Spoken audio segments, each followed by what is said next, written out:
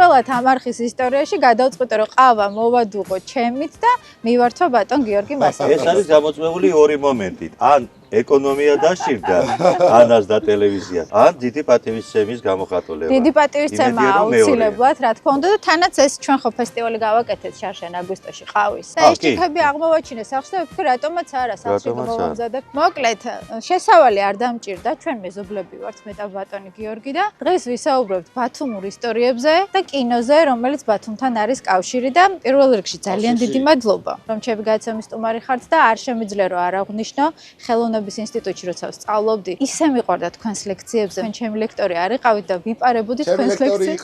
ჩუმად შემოვდიოდი და გისმენდით. ძალიან ვაფასებ. ძირძველი ბათუმელი, ფილოსოფოსი და კინომცოდნე, ხო სწორად ვამბობ? არა, კინომცოდნე არ ვარ. მოყვარული. მოყვარული და კინოკლუბების სამყარო. თორემ კინომცოდნეობა ცოტა ხოიც პასუხისმგებლობას განიცდებს. კინო ძალიან მიყვარს და ამიტომ ერთობლივად ჩვენ მივედით, ხო? ბათუმი არის ერთ-ერთი ყველაზე კინემატოგრაფიული ქალაქი. ახლა რომს და პარიზს ვერ შეედრება შეიძლება, მაგრამ აი საქართველოს მასშტაბით ერთ-ერთი ყველაზე უფრო კინემატოგრაფიული ქალაქი, ამას ყველა კინემატოგრაფისტი აღნიშნავს, სხვათაშორის უამრავი ფილმია გადაღებული. აქაა გადაღებული, თქვა 12 სკამი, სიყვარული და მტრედები. Мой папа очень хотел мальчика. Родилась девочка. Как назвали-то? Кого? Девчушку-то.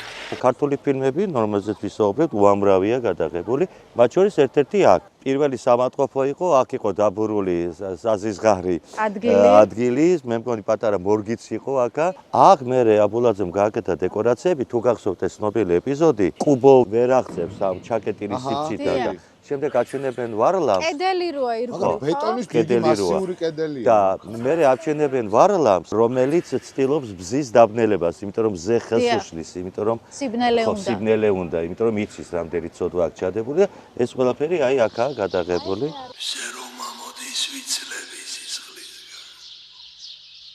ჩქარა ბაბუ, ჩქარა, დავაბნელოთ თორემ სულ დავიცლების სისხლისგან. ხოლო გაჩერდი გესმის? გაჩერდი ახლა დაწყნარდი. მონანიებიდან სხვა შორის ბევრი სცენაა გადაღებული ბათუმში. მონანიება პრაქტიკულად ბათუმშია გადაღებული. ამით ნუ აბულაძემ ჯერდი გამოიყენა ბათუმის ფაქტურა ბუნებრივია და თან გაექცა, ნუ გარკვეულად თბილისის დიდ ძმას, ცენზურას გაექცა, იმიტომ რომ ბათუმში რაღაც ჩუმად იღებდა. შენ თაობას ეს არ ახსოვს ბუნება, მაგრამ ჩემი თაობისთვის, რომელსაც მოესწრო ეგრეთ წოდებულ პერესტროიკას გარდაქმნას, ეს იყო ერთ-ერთი ყველაზე მთავარი ფილმი ჩვენ ცხოვრებაში. გარღვევა იყო. ხალხი მასიური ისტერიკები იყო დიდ კინოთეატრებში, იგივე მოსკოვში, პეტერბურგში, თბილისში. არნახული პოპულარობი სარგებლობდა ეს ფილმი, რომელიც რთულია, ბევრისთვის გაუგებარია, ბევრს არ შემოსულს, ხო, ამ სიმბოლიკებში. ბროდსკის აქვს ნათქვამი სხვათა შორის. მე მგონი რომ ბოდვის გადაღება შეიძლება მხოლოდ ბოდვის ენისო. იმ ფანტასმაგორიის, იმ ჯოჯოხეთის გადაღება შეიძლება მხოლოდ ამ სიმბოლური ენის, იმიტომ რომ ისე არარაციონალური რაღაცები ხდებოდა, ხო? ბოროტების უნივერსალური ბუნება დაიჭირა აბულაძემ თავის. რომელიც უკვდავია და ყველა დროს ერგება. სხვათა შორის აქ სკოლაში ვსწავლობდი. პირველ სკოლაში? სასულიერო გიმნაზია. ეს არა, მაშინ ეს იყო რუსული სკოლა. მე რუსული სკოლა მაგდავდი, რომ დედაჩემი იყო ჩემი კლასის დამრიგებელი. გულნარ ვასილევნას უწოდე. სხვათა შორის ცოცხალია დედაჩემი 94 წლის. მაშინ რახან ფილოსოფოსი ხართ, ფილოსოფიურ კითხვას დავსვამ. უფრო კინოა თუ რეალობა ჩვენი ქალაქი? საინტერესო კითხვა. ბათუმი არის ძალიან უცნაური ქალაქი. ბათუმი არის ერთ-ერთი უძველესი ქალაქი, იცით, ხო? სტრაბონი წერდა. და თან ახალია, ყველაზე ძველი შენობა იცი რომელია ბათუმში? შუქურა. ამაზე ძველი შენობა ბათუმში არა, ანუ ბათუმის არქიტექტურული სახე, რომელიც პრინციპში ეკლექტიკაა, მიქსია. ეს არის მემედ აბაშიძის და კონსტანტინ გვასაულიძეს კვეთა, საბაევის სახლი, ძველი ეროვნული ბანკის სახლი, ყოფილი ორჯონიკიძეს ქუჩა და აი ეს არის ის, რასაც ჩვენ ძველ ბათუმს ვუძახით, სადაც არის შემორჩენილი მოდერნი. სხვადასხვა ერთხელ ფოტო დავდები და ვკითხე, აბა რომელ ქალაქში გადაღებული და 100-დან 1-30-მა მომწერა ახალ ორლეანშია. მე აივნების სისტემა ბათუმურს რო ვეძახით ტიპიურ. ეს არის მე-20 საუკუნის დასაწყისის მოდერნი, მაგრამ ნუ შემდეგ ბუნებრივი ახლა ეკლესიებს ვაფეთქებდით და ვისეცალა ერთიანი ურბანული სტილის შენარჩუნებისთვის. ფაქტია ეს აივნები რეჟისორებსაც იზიდავდა გამომდინარე იქედან რომ ჩვენ ვიცით რამდენიმე იზიდავდა პირველ რიგში. ეკლექტიკა არა ხალხი თავისთავად, იმიტომ რომ ჩემს სახლში ორი ფილმია გადაღებული და გვერდით კიდე ფეოლა. რომელ სახლში? ეს არის მაზნიაშვილის ქუჩა, ჩვენ გზად გავივლით, შეიძლება. იქ გადაღებულია ფილმი მოწურავე, გადაღებულია ფილმი ლიბერტანგო. აი ახლა ჩვენ უახლოვდებით ერთ-ერთ ბათუმის სავიზიტო ბარათს. რატო არის ბათუმი? გენიალური ქალაქი, იმიტომ რომ ცოტა წავითრაბახებ შეიძლება 50 ქვეყანაში ვარ ნამყოფი, ხო? უამრავ ქალაქში. იდეა. მათხოვარს გავუკეთეთ ძეგლი და გადმოვასვენეთ, ну სადაც აქ არის მისი საფლავი, ხო? ნახეთ რა უნიკალური რაღაც ხდება. ამისი ნახე რომ ჩაიარა ადამიანმა და ჩაუგდო ბოცორიას ხურდა. და ბუნებრივი ესენი სარგებლობენ, ვინც ახლა მათხოვარს, მაგრამ ახლა წასული ჩვენგან ბოცორია მაინც კეთილ საქმეს აკეთებს. ეს საოცრება. ბოცორია იყო ინტელიგენტი მათხოვარი. ჟილეთში დადიოდა, ხო იცი? ხო, გამოპრანჭო. ჟილეთში პენსნე. სანამ იქეთ წავალთ, აქედან ჩამოდიან იაფარულავა და ჯაჭვლიანი. ფარულავა, არ კი ვიცოდი. იაფარულავა პატარძალი. ხო, ფესვებიდან ქორწილი, იმიტომ რომ მართლა მეც არ ვიცოდი იაფარულავა. ეს ხო, მეც არ ვიცოდი. ეს არის იაფარულავა მე მგონი მეშლება.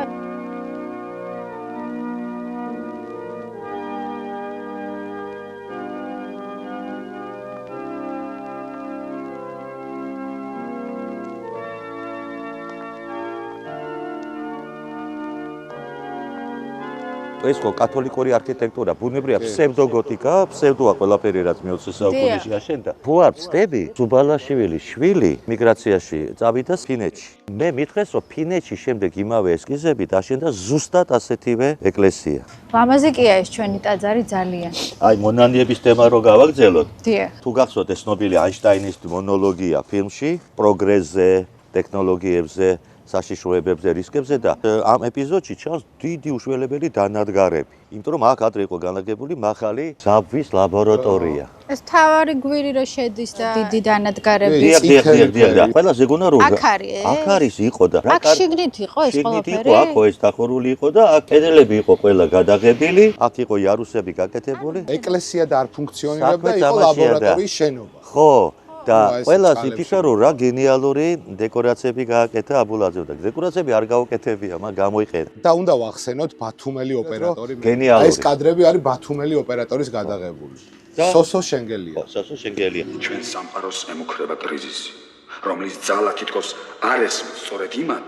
და სხვათა შორის ვესწრებოდით რამდენიმე ბათუმელი ამ დანადგარების გამოტანას.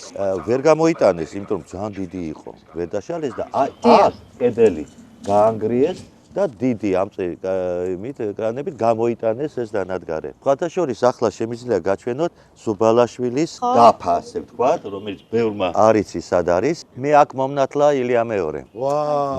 მე გვიან მოვინათლე. მე აქ მომნათლე ჩემი ქალიშვილი. ილია მეორეს ნათლულია ისიც. აი ნახეთ, აი ეს არის ის არწერა. მოდი, ანა მივიდე. არასდროს არ დავკურები ვარ ბატონო გიორგი შემრცხვა ახლა. ტაძარი ეს ყოვლად წმინდა ღვთისმშობელი მარიამისთვის ღუდი თურთ აღვაგე მე სტეფანე კონსტანტინეს ძე ზუბალაშვილმა საცხოვნებლად სულისა ჩემისა. დედის აპატივცემულოდ ააგო როგორც ვიცი. მაგრამ აქ ყოფილა ჭაობი, ანუ აქ ხო, აქ იყო ჭაობი და ძალიან ბევრი ხეები ჩაყარეს. ნახევარი ბათუმი ჭაობი იყო ახლა თავის. ანუ იმაზე მეტად ძვირი დაჯდა ვიდრე ეგონათ რომ დაჯდებოდა. ერთი დიდებული ტაძარი ეს არის და მეორე იცი თქვენ ინტურისტების ადგილას რომელიც იდგა იყო ყველაზე დიდი საერთოდ ამიერკავკასიაში სამხედრო ტაძარი მართალია რუსებმა ააგეს რუსეთის იმპერიის დროს მაგრამ მართლმადიდებელი ტაძარი იყო და იყო უშველებელი და 30-იან წლებში დაიწყეს მისი აფეთქება და ძალიან გაუჭირდათ იმდენით რომ ისეთი ნაგები იყო და იმ ქვებით სხვათა შორის ნაწილობრივ არის აგებული ინტურისტი თუ იცით ვინ ააგო მოსკოვში მავზოლეუმი როა აი ის არის აკადემიკოსი შლუსევი ანუ ერთ-ერთი ყველაზე დიდი საბჭოთა და არა მარტო საბჭოთა მეფის დროინდელი არქიტექტურისა და მან ააშენა აი ინტურისტის შენობა სხვათა შორის აკადემიკოსი სადაც სხვათა შორის ეს დიდი სამეულის შეხვედრა უნდა შემდგარიყო და წვიმის გამო გადაიდო ხო? რამდენიმე ვარიანტი იყო, ნუ მინიმუმ 2. ჩერჩილის, რუზველტის და სტალინის, რომელიც არ შედგა. აი ბოცორია, ვეფშიდობებით. ყოველთვის დახონდა ჯიბით საწუწნი კამფეტი. და ყველა გამლევ ბავშვს ურიგებდა. თქვენ ანგელოზები ხართ. ეს სალოსი ტიპი იყო.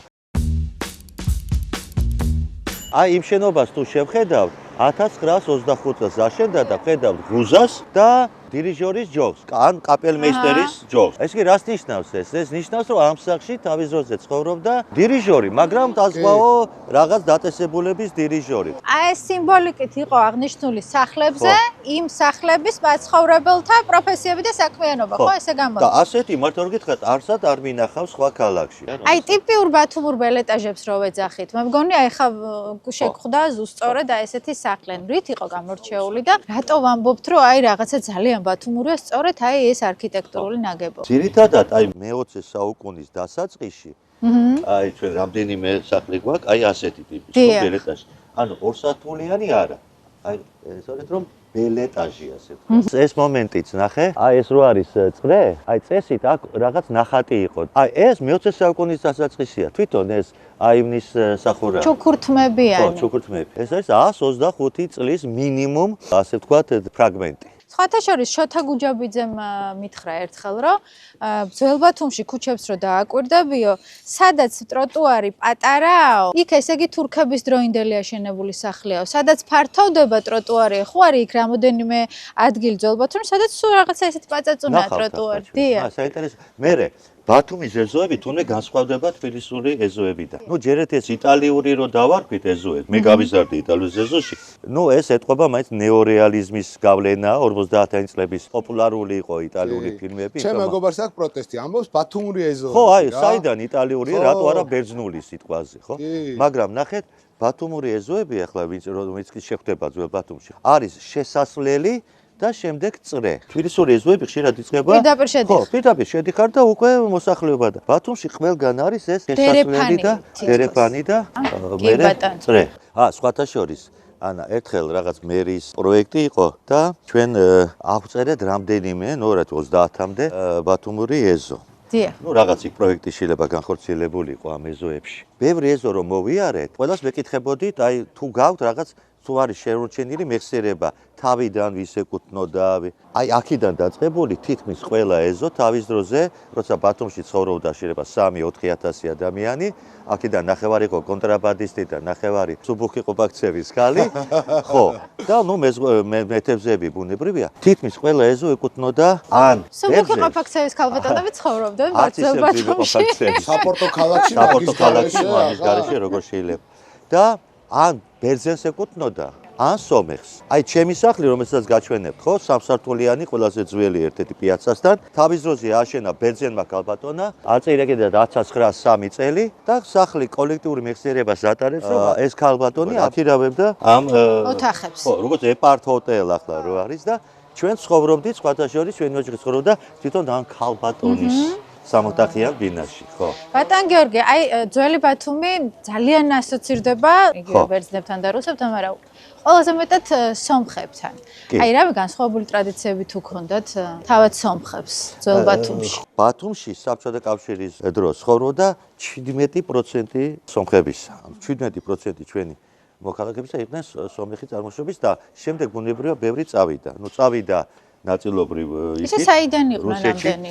ნუ ბევრი პონტოელი ბერძნები, არა, პონტოელი ბერძნები ეს ცალკე თემაა. პონტოელი სომხები, მაშინ რო იქიდან წამოვიდნენ ბევრი დარჩა. ეს არის ის მძიმე წლები, თურქეთის ამბები 14 წელი და ისინი ესე იგი ბევრი გადმოასახლა, ჯერ კიდევ რუსეთის იმპერიის დროს გადმოასახლეს. და ძალიან ინკორპორირებული იყვნენ სომხური მოსახლეობა იყო ჩვენს ქალაქში, ლაპარაკობდნენ ძირითადად რუსულად.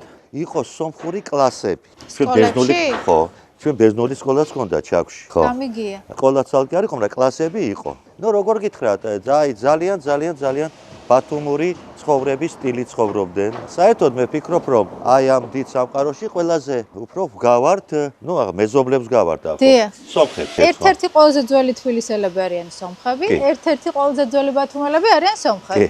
ხო ასე, ამას ვერ გავექცე. ხო და აი მაგალითად იმ სახლში რომელშიც მე გავიზარდე 30 წლამდე ვიცხოვრე, ქვემოთ სომხური ოჯახი, ებრაელები, მერე მეორე სართული იმერლები იყო, ზედა სართულზე იყო 2-3 სლავური ოჯახი, ანუ აბსოლუტური ბაბილონი. აბსოლუტური ბაბილონი და ამ შეხმატკბილებას შეჩვეული ვართ ისტორიულად. მაშინ იყო საერთოდ სეფას ქორწილები იყო, ტირილები, ანუ ამას ყველაფერს აკეთებდნენ მეზობლები. ანუ მაშინ არ იყო ეს რესტორნის კულტურა და ასე შემდეგ. ეზოებში ხდებოდა ყველა.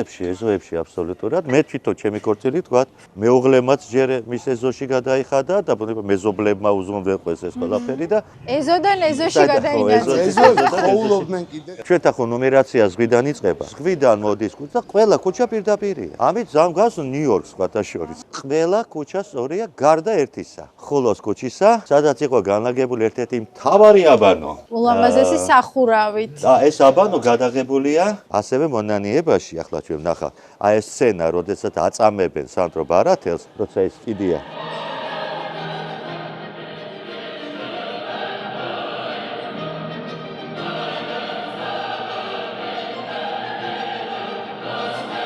ბუნური მაშინც არსებობდა ნახევარი ბათუმის კონდა სახში, ხო, აბაზანა და მაგრამ ნახევარი ბათუმი დადიოდა აბანოში. ეს იყო ცალკე სუბკულტურა ბათუმური, ხო? ან აქ დავდიოდით, ან იქ იყო კიდევ აი ორი ქუჩის შემდეგ იყო აბანო, რომელიც დიდად არ მოგწონდა, იმიტომ რომ იქ ცოტათი ნაკლებად ყუდრო იყო და ეს იყო სასწაული, რაღაც საოცარი ჭერი ეს დარბაზები რაღაც საირი იყო რა. განათება ხო ხელოვნური იყო.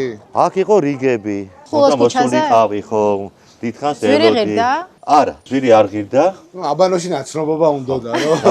რატო იცი, მე ყველას ხო ჰქონდა ეგრეთ წოდებული კაჩეგარკა, ანუ სადაც ხო და კაჩეგარკაში ცალკე ჰქონდა გაკეთებული ყველა აბანოს ადგილი, სადაც ცალკე ხდიდი პუს და ურიგოდ შედიოდი. ხო, სხვათა შორის ქალთა დღე იყო. ანუ კვირაში ერთხელ იყო ქალთა დღე.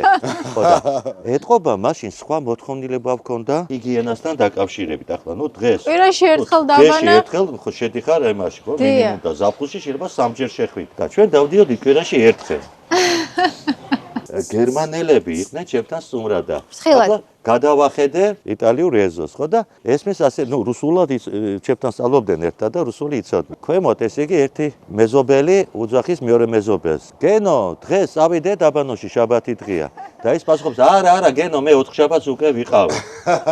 და გერმანელები დაიშოკა, ესე იგი, ეს მათთვის იყო რაღაც, იმიტომ ზოგჯერ ცხელი რო არ იყო, ხო? სადაც ცხოვრობდით, შივიწყლით იბანდნენ აუცილებლად. ხო, აი ნახეთ. ეს სახლი აი ეს შვაში აშენებული აგერ ზემოთ თუ ავიხედავთ ნახავთ 1903 წელს მე ვცხოვრობდი აი ეს არის ჩემი აივანი მესამე სართულზე ხო და ნოსტალგია გაქვს ალბათ ხო ყველა ჩავლაზე გაქვს ნოსტალგია მაქვს და ნახე ზემოთ არის ეგრეთ წოდებული ვერანდა სადაც შესანიშნავი ხედია ბათუმის ამ ვერანდაზე გადაღებულია როგორც გითხარით ეს ფილმი მოცურავის ერთ-ერთი სცენა სხვათა შორის ფილმს რო იღებდნენ ჩემს სამზარეულოში დაახლოებით 30 კაცი დიდი სამზარეულო იყო 30 კაცი სვამდა ყავას თქვათ რომ მივაჩვიეთ ბევრ თბილისელს ჩვენ ბათუმელებს ხო ყავა ეს არ იყო იმდენად პოპულარული თბილისში ნინო ნიჟარაძე წერს ამას თავის წიგნში და ეს ადგილი რითია კიდევ საინტერესო ისევ არაჩვეულებრივ გამოფენას რო დაუბრუნდეთ ომი დამთავრდა სრიან თოფებს და ფოიერვერკები სადიღო მაშინ თოფებს და პიპინიაც ისვრის პიპინიას სახლი აგერაა მარცხნივ რო შეუხვევთ აქედან გამოდის აი აგული რო სახლიდან რომ მიდის თუ გახსოვთ პიპინიას სახლიც ბათუმ აქ არის ხო აგერა მარმარილო რომ მიაქვს და ესო გადმოუგდებს ჩემოდანს ტორეტო რო უძახის და აი ამ ავანზე უნდა გამოსულიყო ბებიაჩემი და ესროლა თოფი. გითხრეს რომ აი თოფს მოგცემ და გამოდი და გაისროლე და ბევრ ადგილას ისვრიან თოფებს. და მაგრამ ბებიაჩემი პატრა ტანის ქალი იყო და ვერც კი გაისროლებდა იმ თოფს და ამიტომ აქ მეზობლად ცხოვრობდა ჟენია ბებო, უფრო მარჯვე ქალი იყო და აი ამ აივანზე, ჩემ აივანზე, სადაც გავიზარდე, გამოდის ჟენია ბებო, სხვათა შორის ბათუმიანი მხატვრის მაია გერსამიას დედა და ის ისვრის თოფს. ანუ ისტორიული აივანია, ასე ვთქვათ. სოკოს რატო ვეძახით ამას? იმიტომ კაფე იყო ასეთი, სოკო ერქვა, ერთ-ერთი პირველი ბარი სადაც დავდიოდით ბათუმელები და ეს სახლი არის გენიალური, აქ იყო ადრე საელჩო, საკონსულო, მერე იყო ფრინავთა სკოლა. ხშირად ვიღებ ხოლმე ამ სარეცხს, ბათუმულ სარეცხს, ესეც ჩვენი უნიკალური სარი. ბათუმური ამბავია. აქ იყო აი ამ უბნის ბირჟა. ახლა რა მეკვის, იცი, აქ როგორ ვეტევოდით 20 ადამიანი. აქ პირველად გავშინჯე არანი ბავშმა. აქ ანეკდოტებს უყვებოდით ერთმანეთს, გოგოებს ვათვალიერებდით და სხვადასხვა ვინც აქ ადრე ცხოვრობდა, დიდად არ წყალობდა ჩვენ და გვაგდებდა ხოლმე, მაგრამ სულ აქ ვიდექით ესე იგი. ერთ-ერთი ყველაზე ლამაზი ქუჩა ბათუმში. და როგორც გითხარით, ერთადერთი მე მგონი ხვეული, ხო? კი. წარმოიდგინეთ 1968 წელია, იღებენ გენიალურ ფილმს არაჩვეულებრივი გამოფენა და იღებენ აქ. პიპინიას მოყავს ფეხმძიმე გლაშა. შემოდნით და აქ არის? აქ არის და ეს ხდება წვიმიან დღეს და პირველად დავინახე როგორ იღებენ წვიმას კინოში. თუნდაც სახანძრო მოდის და ასხამს ამ. თქვენ დაესწარით ამ? მე ვარ 6 წლის. 6 წლის ვგავარ აქ კუთხეში და უყურებ როგორ იღებენ ფილმს და პიპინი ამბობს რაღაც საოცარ გენიალურ რაღაცას. უყვება გლაშას, რომ თავის დროზე ერთმა გრაფინიამ შემიყვარაო, მაგრამ მე წინააღმდეგი ვიყავ და მე მომიტაცაო. და მე რუსულად აგზელს. მე დიდხანს ნანობდაო ამას. და წარმოიდგინეთ ამას ამბობს ის ჩვეულებრივად და დაფიქრობ. სიმართლეა, მართლა მოიტაცე შვენი პიპინია, ტყუის, საოცარი ტიპაჟია. Увы, потом она горько и долго жалела. Как ты думаешь, Квашенька, Тамуненька умно поступила? ამ აბანოში ხარის გადაღებული სცენა, წამების სცენა. დიახ. მონანიებიდან. მანანა ხო ბათუმშია გადაღებული. მანანაც ბათუმშია გადაღებული. პიონერთა პარკში. ორ ვაგზალზე ეგრეთ წოდებული.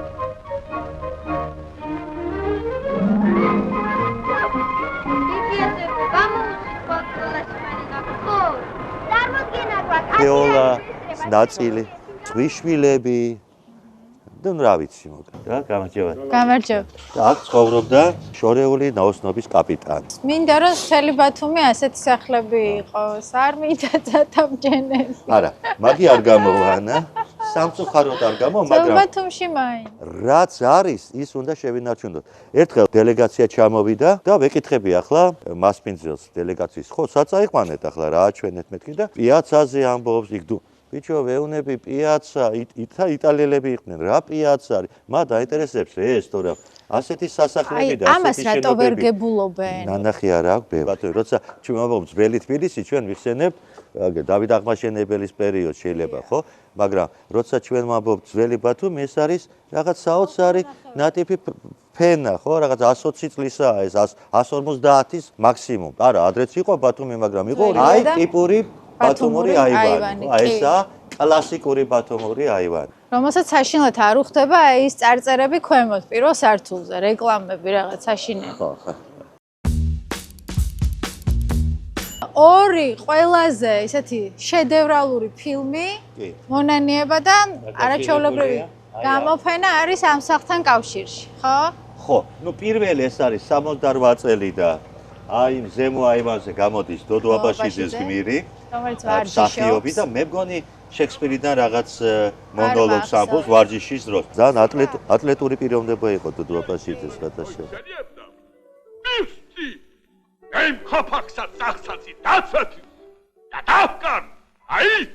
მერე აქ გადაიღეს ცნობილი აღლუმის ცნობილი სცენა მონანიებიდან აქ გამოდის ვარლამი აქ ამბობს იმ ცნობილ ფრაზას რომ ჩვენ მაინც დავიჭერთ შავკატას შავოთახში მაშინაც როდესაც იქ არ იმყოფებაო და თუ გახსოვთ აი ამ სცენას უყურებს სანდრო ბარათელი თავისი ფანჯრიდან და მისი ოჯახი რომელიც ესახლის სვაგანა იმასაც გაჩვენებს თუ გვეკხოთ რომ სვაგანა და ვარლამი აფიქსირებს რომ მან მოხურა ფანჯარა და ხვდება რომ ეს ასე თქვა წინააღმდეგა ყველაფრის იმისა საშინელებისა და აი აქედან იწყება მისი და ჯერთი დაინახავს ვარათელის ლამას ცოლს. ნუ ამ აუბანს ახსოვს ჯერ კიდევ, იმიტომ წარმოიდგინე ამ სცენის გადაღება ეს ხო აღლუმია, აქ ბევრი რაღაცები ხდება და აქ ესე იგი ეს ხალხი იყო ჩართული მათ შორის მასოვკაში, გესმი? ძალიან ლამაზი სახლია, ძალიან მიყვარს. იყო აქაც იდეა რომ აქ ქალაქს შეესყიდა ეს სახლი და აქ გაეკეთებინა მუზეუმი.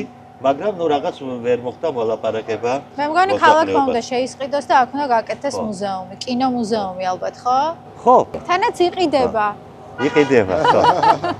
ბაქოში ვარ და ვხედავ რომ ძალიან ბევრი ნაგებობა წააგავს აი რა სოლოლაკში რომელიც სახლებია თბილისში, ხო ეს შუშაბანდების და მე ამიხსნეს რომ მშენებლებად ძირითადად იყვნენ აზერბაიჯანელები თავის დროზე. ძველია, ძალიან რთულია ესეთ სიძველის შენარჩუნება და ამ ავთენტურობის დაცვა, იმიტომ რომ იმდენად ძველია რომ ადამიანსაც უნდა ახალ პირობებში ცხოვრება. ამიტომ შენ უნდა რაღაცნაირად შეუწყო ხელი, ალტერნატივა უნდა შესთავაზო. ბევრი ბათუმელი ამ ქუჩაზე ნაყოფი არაა. პირველად თორემ მგონი.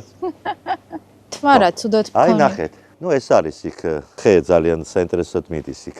კატაზის ზოგჯერ ძალიან ელეგანტურად იქ. მე შევიხედო. უი, როგორი ხე არის. საინტერესო. რანაირი ხეან? ხო. გეგონება რომ აქ გადაჭრილი არა, თურმე იქ მიდის. ხო და აქ ეთი ლამაზი კატატის ერთად გადავიღიადრე. ისე დადიხართ ხოლმე ესე ხშირად ძველ ადგილებში სეირნავთ მარტო? 4 შვილიშვილის ბაბუავა ხშირად ვასეირნებ. და სხვათა შორის აი ამ სეირნობის დროს მაგალითად ხშირად დამაქვს ფოტოაპარატი, როცა ვიღებ სურათებს და ვეუბნები ნახე ბაბუ რა ლამაზია. და უკვე შემოვჩნიე რომ ეს შვილიშვილებიც იჭერენ რაღაც მომენტებს და მე ვთავაზობენ უკვე. და თვითონ ბათუმის ისტორიასაც რაღაცნაირად უყვები. ბაც ეს რა საინტერესო აივანი აქვს. ოღონდ ის family. თავარია შეგჭირდება არის ოჯახი. მე ასე მგონია რომ სხვა ქალაქში ვარ. აქ რა ხდება? მე პირველად ვარ ამ ეზოში. კაფეა. რა მაგარია. ახეთ ბიჭებო? ტურისტი ჩამოვიდა და დაიწყო ბიზნესი. აქ არ ჩამოდიან კომბაინერები და ტრაქტორისტები. აქ ჩამოდიან ხელოვანი ხალხი, ან აიტიშნიკები, ანუ გემოვნებიანი ხალხი, ხო და ბუნებრივია რაღაც სერვისებში ჩვენზე უკეთესები არიან. უნდა მივეჩიოთ იმას, რომ კონკურენცია გვექნება. და ეს არის გამოწვევა. არ უპასუხებ, ნუ იქნები ეთნოგრაფიული ოაზისი. სხვათა შორის, ბევრ ქალაქში ვარ ნამყოფი, მაგრამ ჩვენი გრაფიტი, ჩემი აზრით, არის ერთ-ერთი საუკეთესო სოფლიოშიც კი. რაც ასევე მიმზიდველია ტურისტებისთვის. ეს არის აი ტიპური ბათუმური იტალიური ეზო, ახლა ჩვენ ვნახავ და თან აქედან შედიხარ და გამოდიხარ სულ სხვა ქუჩაზე. ამ ქუჩას იყენებდნენ ძალიან ხშირად კრიმინალები, რომლებიც გაურბოდნენ პოლიციას, იმიტომ რომ ბევრმა პოლიციელმა არც იცოდა, რომ აქ შეიძლება გასვლა 3 მიმართულებით. აქედან ალბათ ლენინზე გავალთ, ხო? ხო. ანუ კონსტანტინე გამსახურდიას. დე რამხელა ეზო. აი მე ბატონ გიორგი. ნახეთ რა საოცარი კიბეა. გამარჯობა. გამარჯოს. ეს ძალიან ძველია. ერთი კიბე, ორი შესასვლელი. ნახე რამხელა ეზოა. ბაჟა, ასეთი დიდი ეზო იტალიური მეტი ბათუმში არა. ნიჟარა რანაირად არის? ნუ ნახე. კლასიკა. ასეც ნახა მარტო სამხრეთში იტალიის და ბათუმში. აი ეს ეზო ყოველთვის იქცევდა ჩემ ყურადღებას, რომ ეს ხვეული კიბეები საოცრად მიყვარს. ეს ამით ასარგებლობენ, მაგრამ აი შუშაბანდის რაღაცისა. გამარჯობა. ულამაზესი კიბეა. ესეთი კიბე ბათუმში ერთი ეს არის და კიდე არის კიდევ ყოფილი სტალინის ქუჩაზე და მესამე დაკავშირებულია ფილმ ფეოლასთან. თუ გასწორთ იქ. მესამეც არის? მესამეც არის, იმას შეიძლება გავივლით, სადაც ბავშვი დენს რო უერთებს ამ რკინის კონსტრუქციას და მეზობლებს ხო აშინებს და მერე პოლიტე უწოდებს შენ ელექტროხულიგანი ხარო შენ. ჩვენ მივდივართ ახლა, ესე იგი კიბესთან, რომელთანაც ჩემი ბავშვობაც არის დაკავშირებული და გეტყვით რატო. მთელი ბავშვობა ვთამაშობდით, მე ხო აქ დავიბადე და გავიზარდე, ჩემი ეზო იყო. აი 12-იანში და ბავშვობაში მთელს ძველს უბანში ვთამაშობდით ეგრეთ წოდებულ კაზაკი რაზბოინიკს. კი, მე ვთამაშობდი. და ყოველთვის ვიმალებოდი მაგ კიბეზე. უკვე ისედაც გახმაურებული იყო, ისედაც იცოდნენ რომ მანდ დავიმალებოდი, მაგრამ მაინც მანდ მივდიოდი, ისე მიყვარდა მაგ კიბეზე ასვლა. ჩვენ ეხა ბათუმელები კაკოს კიბეს ვეძახით მაგას. კაკოს იქ საოცარი აქვს, სახელოსნო, საოცარი კოლექცია სამოვარების. კი, მეც ვარ ნამყოფი მანდ. და ეს კიბე არის მონანიებაშიც. ეს კიბე არის გადაღებული მონანიებაში. აი ცნობილი სცენა, როცა ესიზმრება ბარათელს, რომ მოძდებს მას ვარლამ, გახსოვს მანქანით. და მიდიან ესიზმრება, მგონი ნინოს. ნინოს ესიზმრება, ხო. ეს კიბე სხვათა შორის ბევრად უფრო ლამაზი იყო, სანამ გარემონტდებოდა, მაგრამ ეხლაც კარგია, მთავარია რომ შენარჩუნდა. აი, ამ ეზოში მაგ გატარებული მთელი ბავშვობა და ზემოთ მესამეზე არის ცნობილი ბათუმელი მხატვრის კაკო ძნელაძის სახელოსნო, ძალიან თავისებური.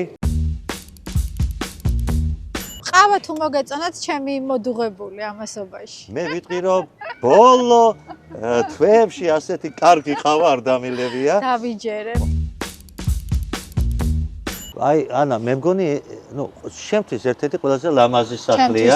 აქ ეს ხვეული კიბე და ყოველთვის აქ გამოფენილი აქვს ახლა მაგალითად. ლამაზი სახლია, ხო. ხო, ხან ლებებია, ხან საბნები და აი ამ ფანჯრიდან არ ვიცი მეორე სართულიდან თუ მესამედან ბარათელის ოჯახი ნინო და პატარა ბავშვი უყურებენ აღლუმს. ბავშვი ფუშტებს უშვებს, ესეც სიმბოლურია. ვარლამი უყურებს მათ. აი ეს სახლია გადაღებული.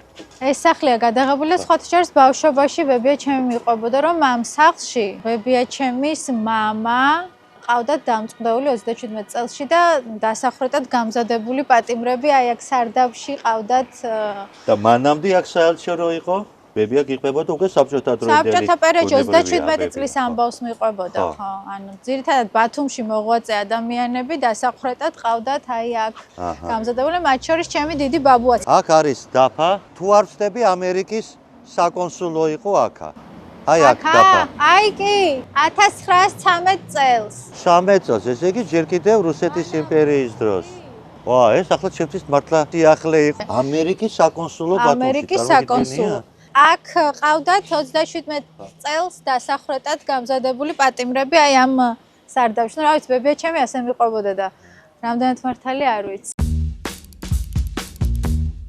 აი ნახე ანა, ხო, უცნაური სახლია ყველანაირად, ხო, რაღაც დანგრეული კოლონები, სვეტები და თან ნახე ეს გავს ადამიანის სახეს, ხო, ცხვირს ხედავ, თვალებს, პირს, პირობითად. და როგორ უნდა გავიგოთ, იცით, ეს არის ძველი კლასიკური არქიტექტურის უკვე ასე თქვა დაისი, ის უკვე მიდის და მოდის რაღაც ახალი, რომელიც შეიძლება ცოტა ფრანკენშტაინს გავს, ცოტა უშნოა, ჯერ კიდევ უნდა შედგეს, მაგრამ სალვადორ დალისაც მაგონი. ყველაფერი, კუბიზმიცა, დალიცა, ანუ რაღაც სხვა მოდის, იმიტომ რომ ეს უკვე დაძველდა, მოძველდა და ეს თქვენით თუ არასოდეს არ დაუკვირვებთ. მე ხელოვნების ფილოსოფიასაც ვკითხულობ, უნივერსიტეტში ვკითხულობდი. დღეს რაღაცა კიდევ უფრო ახალი ბათუმი გავიცანი. აშკარად. აი ამ სკვერს, რომელიც სხვათა შორის ბათუმელებმა შევინარჩუნეთ, იმიტომ რომ აქ უნდათ კორპუსის აშენება. მართლა ხო? ამ სკვერს ქვია ლონდონის სკვერი. აი ეს ჯიხური როა ის, ხო, ლონდონური ტელეფონი. ამის გამო დაიდგა იქ. მე აღმოჩნდა რომ ლონდონშიც არის ბათუმის ქუჩა. რა ლაპარაკობ? პატარა, მაგრამ ცენტრისკენ დიდი ხნის ქუჩა, ანუ ის ინგლისელები რო აქ იყვნენ. ხო, საქართველოში აი იმ დროინდელი რაღაც ურთიერთობების გამო დაერქვა. ხო, აქამდე როგორ არ გადაიღო არავინ, ეთი აჭარის ტელევიზიამ უნდა წავიდეს. აბა ლონდონში გამიშვა. ეს კი ლონდონში უნდა გაგიშვათ და ფინეთში უნდა ნახოს საკათედრო ტაძარის, ასე ვთქვათ, ასლი, რომელიც ზობალაშვილის უნდა გააკეთოს. და აი ახლა ანა ჩვენ მივუახლოვდით იმ ადგილს, სადაც გადაღებულია გასვენების სცენა. მონანიებიდან, აი ეს სახლია, თვითონ სახლიც ძალიან ღირებული არქიტექტურული თვალსაზრისით. ვარლამის გასვენების სცენა აქ არის გადაღებული, მაგრამ არა ვარლამის რძილის ცეკვის. ხო, იანინიძე ცეკვავს ცოტა სხვა აქვეა. რამდენი წელი მეგონა ერთ და იგივე ეზო.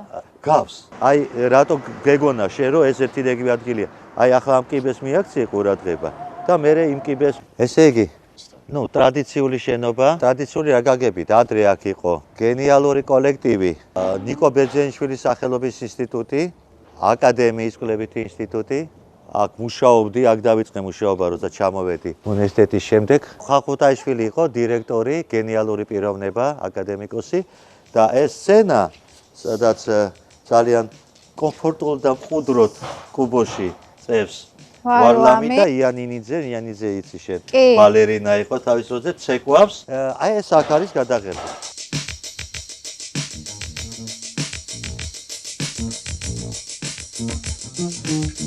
სხვათაშორის ეს ეპიზოდი ცეკვა იანინიძესი ბევრისთვის ნუ გაუგებარი დარჩა ხო ყუბოში წევს მამამთილი ის ცეკვავს მაგრამ იმდროულად დარწმუნებულია ვარლამი რომ ისი საქმე გაგრძელდება და ყველაფერი კარგად იქნება რომ ყველაფერს გადაიფარავს სუდარად და ძალიან წყნარად ნუ მე ასე გავიგე ყოველ შემთხვევაში ეს ეპიზოდი თუმცა კიდევ ქვეტექსტებია ბევრი გვერდით არის ეგრეთ წოდებული ამერიჯიბის სახლი სადაც აი ცნობილი სცენაა გადაღებული, როდესაც ვარლამი მოდის ეშმაკისეული, მოდის ბარათელების ოჯახში.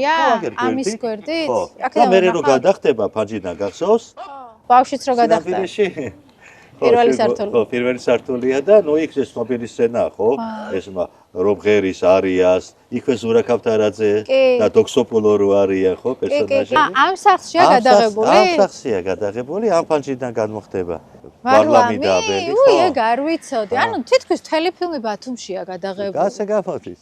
კინემატოგრაფიული ის გამოგვივიდა დღეს. კინო გასეირნება ბათუმში. ძალიან უცნაური ქალაქი, ძალიან ბევრი მოჩვენებები, ლეგენდები, ძალიან ბევრი სითბო, ფანტასმაგორიაც. მარტო ბათუმელი ეგრეთ წოდებული შერეკილების ისტორია როა იყო. ნუ ერთმა დიდმა მწერალმა თქვა, ქალაქი არის ცოცხალი მანამ, სანამ ამ ქალაქში არის ადგილი შერეკილებისთვის. და ბათუმში ყოველთვის იყო ენრაოდენ ზოგიერთი გახსოვს კიდევაც შენ, ხო? აი ყოფილი ლენინის ქუჩაზე რო დადიოდა ის არტურიკა. მერე ჩემთაობას ახსოვს ბრინჯო, აქით ბოცორია. ერთი ტიპი რო დადის ველოსიპედი და მამალი რო უზის წინ, ადრე ყვავი ეძდა. ჯონსონაც. ნუ ჯონსონა ხო ეს ჩვენი მოდის ასე თქვა. მოდის სახლის დირექტორი. ხო და აი ეს ქალაქი ძალიან ინახავს ამ ჯონსონას გარეშე ხო ვერ წარმოგედგინა და ეს სახლიც ამ იმის ნაწილია ისტორიისა. საერთოდ ადრე ზღვა იწყებოდა აქ. ნუ წარმოიდგინეთ ხო აი როგორ დაიხია ზღვა. აქ იყო ზღვა. ძველი ფოტოებს რო ნახავ, სადაც უნივერსიტეტი პირდაპირ ზღვა წინ არის. ანუ წარმოიდგინე ნინო უყურებდა პირდაპირ ზღვას აქ ხო და თუმცა ზღვა არც ისე შორსა აქიდან ხო და მე მესმის რომ ბათუმზე უფრო ლამაზი და მოვლილი ქალაქები არსებობს, მაგრამ საოცარი ქალაქია. სხვა მაგია აქვს ამ ქალაქს, სხვანაირი სითბო იცის ამ ქალაქმა. ყველა კუთხე შეგვიძლია რაღაც ისტორია მოვყვეთ და ეს ქალაქი ამ ისტორიებს ინახავს, მაგრამ აი შენ კარგს აკეთებ შენი გადაცემით, რომ აი ბათუმზე ხშირად ყვებიან შენს გადაცემაში და ეს არის ის კოლექტიური მეხსიერება, რომელიც ჭირდება ნებისმიერ ქალაქს, რომ იყოს ცოცხალი ორგანიზმი, ხო? და თქვენაირი ადამიანები არიან პირველ რიგში მეხსიერება ამ ყველაფერს. და უნდა იყოს ბმა, ემოციური. მე მიყვარს ეს ქალაქი, იმიტომ რომ მე ვიცი ამ ქალაქის ისტორია. ხო და ისტორია თუ არ იცი და მხოლოდ რაღაც შენობები თუა, მაშინ ძალიან დიდი მადლობა ბატონ გიორგი. მადლობა რომ ამდენი იარეთ ჩემთან ერთად და არ დაიღალეთ და მთელი გულით იყავით ჩვენთან ერთად და მე მგონია რომ ჩვენ კიდევ ჩავწერთ მეორე სერიას. კი ბატონო. ორ სერიათაც გვეყოფა იმდენი გადავიღეთ. მადლობა, ძალიან კაი გამოვიდა მე. მადლობა თქვენ. საუკეთესო ოპერატორები ყავს. როგორ იცი, როგორ მუშაობენ, არ გამძიმებს მათი, ხო? თან არიან, თან ვითომ არც არიან. ხო, გავიწყდება რომ არიან. ხო, თან არ გეუნებიან ასე დადექი, ასე გააკეთე სახე და თქვენ მადლობა ბიჭებო.